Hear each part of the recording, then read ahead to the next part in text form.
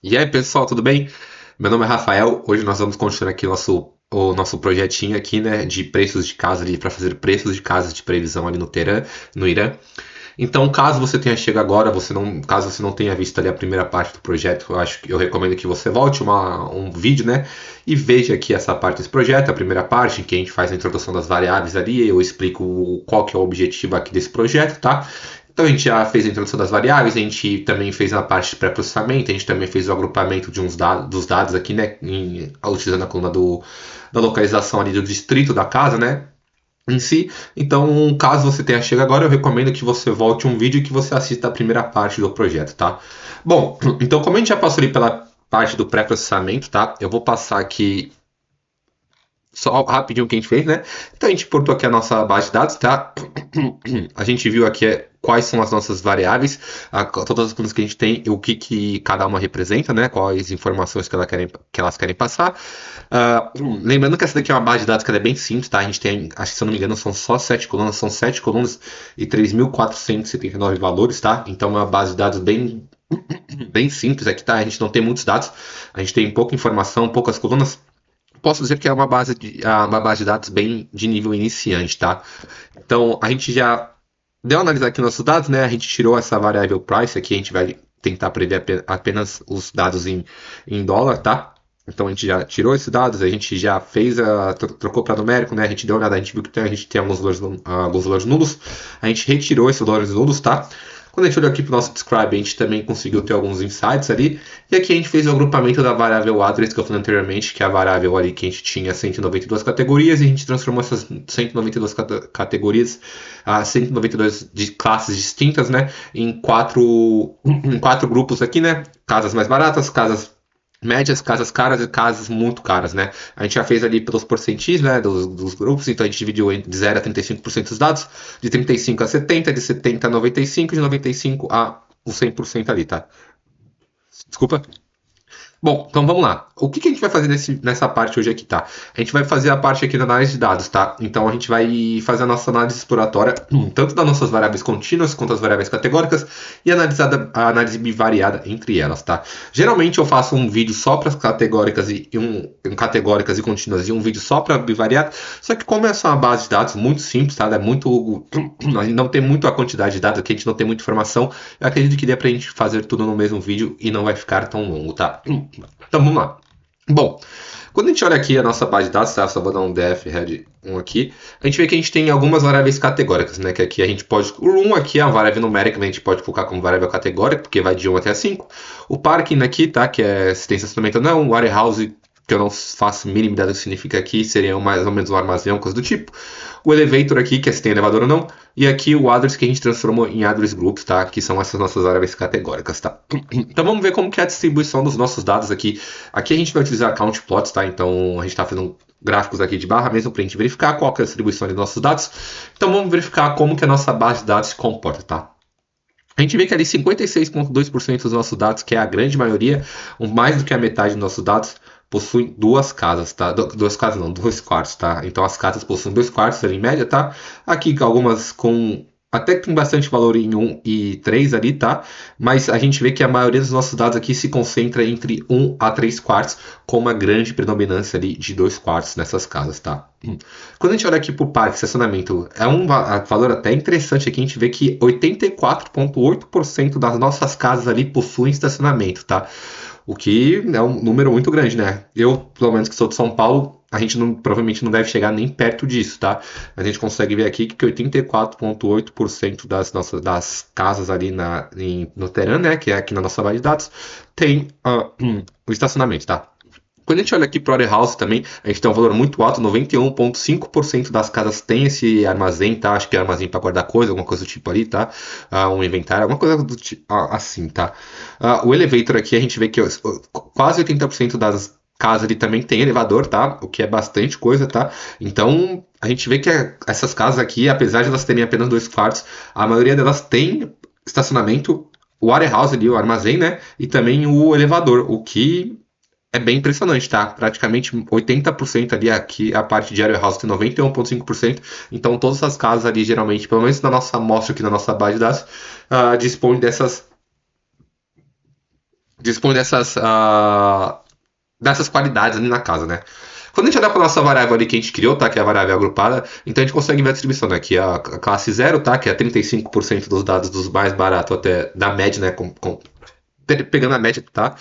Pegando do mais barato até os distritos mais baratos, até 35% dos nossos dados. Aqui o grupo 1, 35% também. Aqui o grupo 2, 25%. E o grupo 3 aqui, 5%. Então aqui o grupo 0 é casas baratas, teoricamente, aqui no caso, né? Comparando aqui os preços na nossa... casas não, né? Distritos baratos. Comparando os preços aqui na nossa base de dados. O 1 aqui seria mais ou menos ali no médio. Aqui o grupo 2 caros. E o grupo 3 aqui muito caros, tá? Bom, vamos para nossas variáveis categóricas, tá? Então a gente tem categóricas não, contínuas, desculpa. A gente tem apenas duas variáveis contínuas, tá? Que aqui é o área e o price, tá?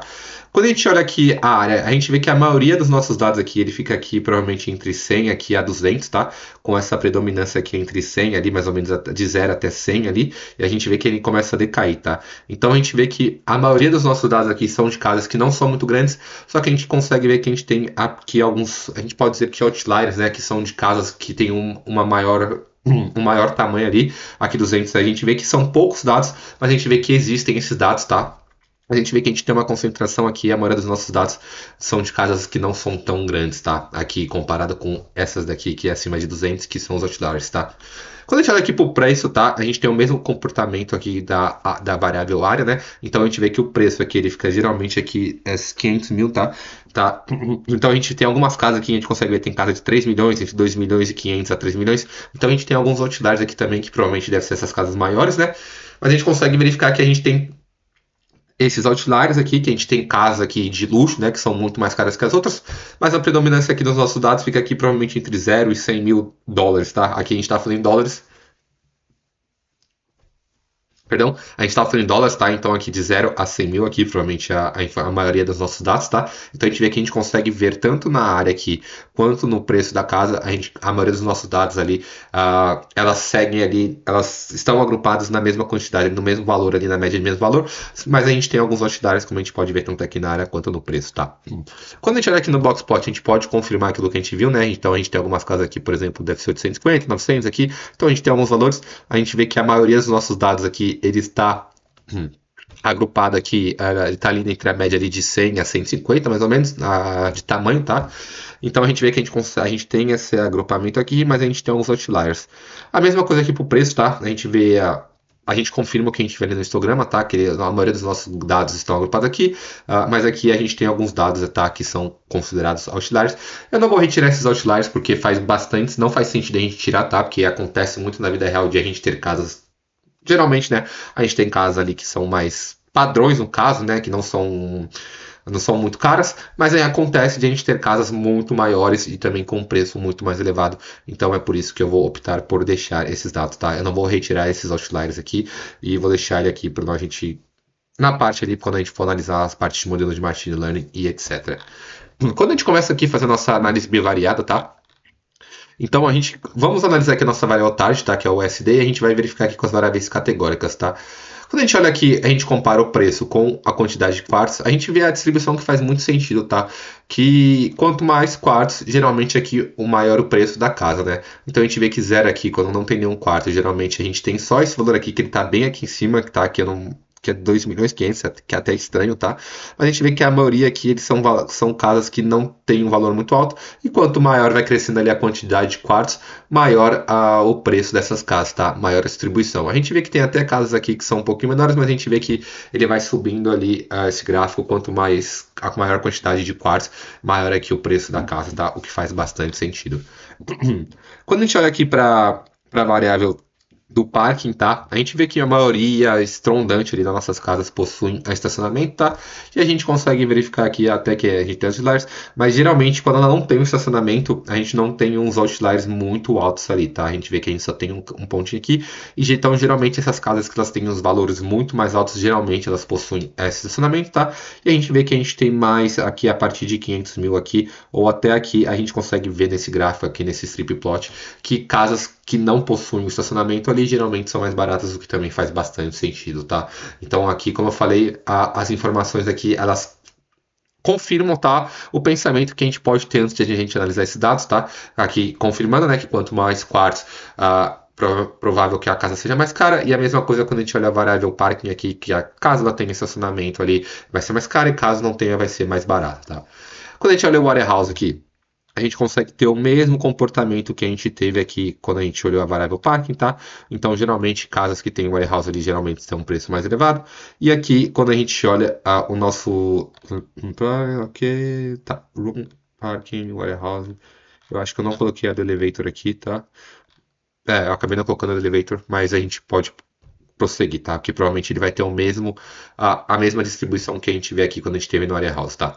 Vamos olhar aqui o nosso address group, tá? Então, quando a gente olha aqui a variável que a gente criou, tá? Então, a gente consegue ver bem ah, a diferença entre os nossos grupos ali. Como a gente agrupa pela média do preço da casa daquele distrito, então a gente consegue verificar bem aqui, tá? Que o grupo 0 aqui são casas muito mais baratas, tá? O grupo 1 aqui a gente preço médio, o grupo 2 aqui pode ser casas mais ou menos caras, e o grupo 3 aqui são as casas que são realmente caras, tá? Então, através desse agrupamento, a gente consegue separar ali em grupos bem definidos o preço de casa ali, tá? Então a gente conseguiu separar ali por preço de mais ou menos o preço da casa ali médio, a gente conseguiu separar nesses 4 grupos, tá? Então a gente transformou aquela variável que tem 192 categorias em 4 grupos, que tem bastante informação aqui, tá? Que desenha bem como que a gente pode classificar essas casas ali só vendo pelo distrito, tá?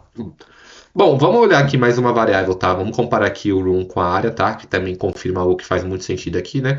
Que quanto maior a quantidade de quartos, provavelmente maior a área aqui da casa, né? Claro que a gente tem alguns outliers aqui, né? Por exemplo, essa casa de 3 quartos aqui tem mais de 800 metros quadrados, mas geralmente a gente vê aqui esse gráfico subindo, que significa que quanto maior a quantidade de quartos, provavelmente maior o tamanho da casa ali, tá? Bom, vamos olhar outra variável aqui, tá? Vamos comparar aqui a variável price e o USD com a área, tá? Então a gente consegue confirmar aqui que a gente consegue ver uma linha aqui, né, subindo, e consegue confirmar aqui que geralmente quanto maior aqui o preço da casa, maior o tamanho dela, né?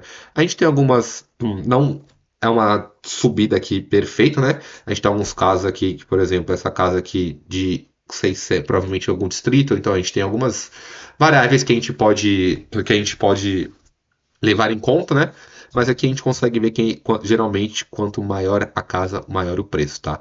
Quando a gente faz essa mesma comparação, só que colocando aqui o parking, a gente viu que a gente tem muito mais dados aqui que são positivos do que negativos, né? Que eles possuem parking, warehouse ali e elevator, mas a gente consegue ver que aqui os azulzinhos eles são geralmente predominantes aqui nessa parte mais baratinha aqui, na parte menor, né?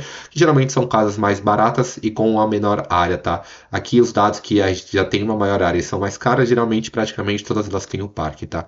E a gente consegue ver essa mesma distribuição aqui quando a gente olha pelo warehouse, né? Praticamente a mesma coisa aqui, tá? A gente vê que quanto mais vai crescendo ali a área e o preço, geralmente são de valores positivos. E só aqui o elevator aqui, nessa parte também, a gente consegue ver essa informação. Só que diferente dessas daqui, não são as casas mais caras ali, não são predominantes, todas elas têm um elevador, tá? O que a gente também é um ponto interessante de a gente conseguir olhar, tá? Bom, quando a gente compara aqui para nossa variável price e área, e a gente vê aqui pela quantidade de quartos, tá? A gente vê que aqui, quando a área é um pouquinho menor e o preço é menor também, a gente vê que as cores são mais clarinhas aqui, né? Que significa geralmente não, né? Significa que as casas que têm menor quantidade de quartos, né? E quanto mais vai crescendo aqui, a gente vê que vai ficando ali na média, ficando mais escuro, que significa que tem mais quartos, tá? O que também faz bastante sentido. Bom, eu acho que foi isso de análise exploratória. Como eu falei, essa é uma base bem simples, tá? Os dados eles são bem autoexplicativos, como eu falei anteriormente. A gente só conseguiu, através desses dados, confirmar aquilo que a gente já tem de pré-definição quando a gente pensa nesse tipo de problema, né? Que o que vai mais influenciar no preço da casa ali é o tamanho dela, né? Então, quanto maior a casa ali, geralmente maior o preço dela. A quantidade de quartos aqui também faz bastante sentido. Quanto maior a quantidade de quartos, maior o preço. E também quanto maior a quantidade de quartos, maior ali a área disponível, né? E também as disponibilidades, né? Como, por exemplo, ali ter o estacionamento. Quando tem estacionamento, geralmente é mais caro do que quando não tem. Quando tem o warehouse aqui, geralmente é mais caro do que quando não tem. E quando tem o elevador aqui também é mais caro do que quando não tem. Então, a gente consegue confirmar essas pré-definições aqui quando a gente analisa os nossos dados. E a gente consegue entender aqui como que está a distribuição dos nossos dados, tá? Bom, essa foi a análise exploratória. Como eu falei anteriormente, tá? Essa é uma base bem simples. Os dados são bem autoexplicativos. Caso você tenha ficado com alguma dúvida, você pode deixar aqui nos comentários, tá? Vai ser o maior prazer de responder. Caso você queira mandar uma mensagem, você pode mandar aqui direto no YouTube, ou caso você queira, meu LinkedIn também tá aqui na descrição, caso você queira mandar uma mensagem lá.